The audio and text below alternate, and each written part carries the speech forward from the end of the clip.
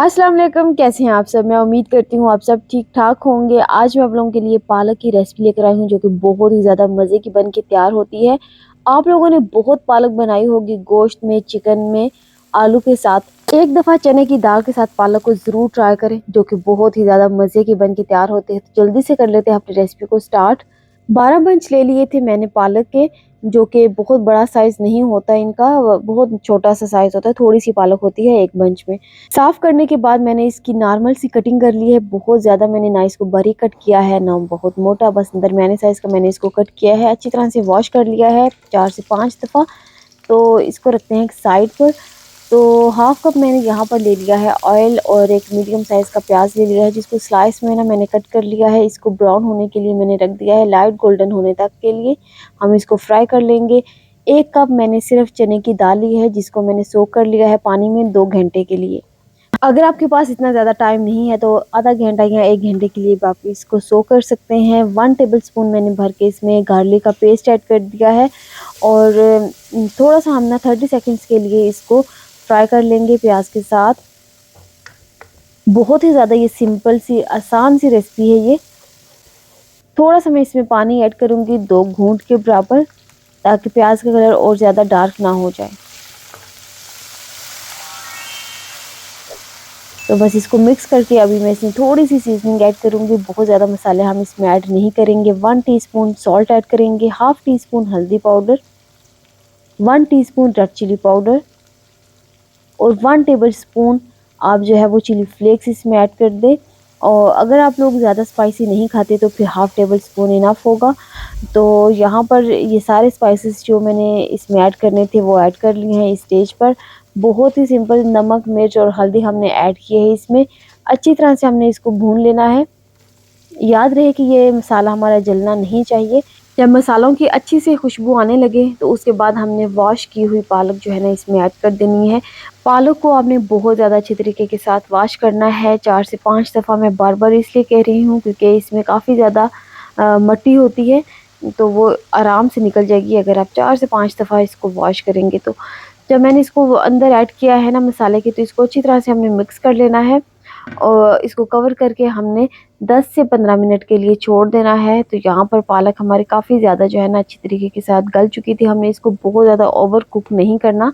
15 minute बाद ये इसकी कंडीशन थी, इसमें थोड़ा-सा पानी था, तो मैं इसको दोबारा से कवर करके ना छोड़ दूँगी कि इसका पानी भी ड्राई हो जाए और जो इसमें थोड़ी बहुत कसर है वो भी इसकी ख़त्म हो जाए। और याद रहे कि मैंने इसमें बिल्कुल भी पानी ऐड नहीं किया, ये पालक का अपना पानी है, इसमें हमने पानी ऐड नहीं करना। और ये जो पानी है ना इसको भी हमने कवर करके ड्राई कर लेना है। तो यहाँ पर 5 मिनट मुझे मज़ीद लगे थे। फ्लेम को हमने मीडियम रखना है, लो फ्लेम पर हमने इसको कुक नहीं करना, फिर काफ़ी ज़्यादा ये टाइम लेगा।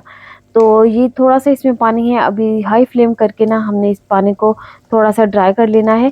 अगर आप चाहें तो आप इसी स्टेज पर इसको चम्मच की मदद से, वुडन स्पून से ना इस तरह से मैश कर सकते हैं। अगर वुडन स्पून से मैश नहीं करना चाहते, थोड़ी जल्दी है, तो चॉपर में ना इसको 1 या 2 दफ़ा चला लें, तो ये पालक की इस तरह की कंडीशन होगी। बहुत ज़्यादा हमें पेस्ट पालक का नहीं चाहिए और वो खाने में भी बिल्कुल मज़े का नहीं लगता।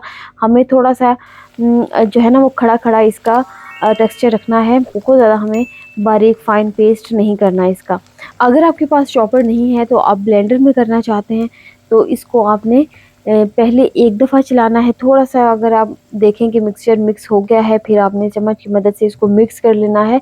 फिर दोबारा से अपना ब्लेंडर ऑन करना है। तो इस तरह से 2 से 3 दफ़ा जो है ना, या 4 दफ़ा आप कर सकते हैं। तो आपका इस तरह से ना ये पालक जो है ना वो तैयार हो जाएगी। बिल्कुल फाइन इसका पेस्ट नहीं बनेगा।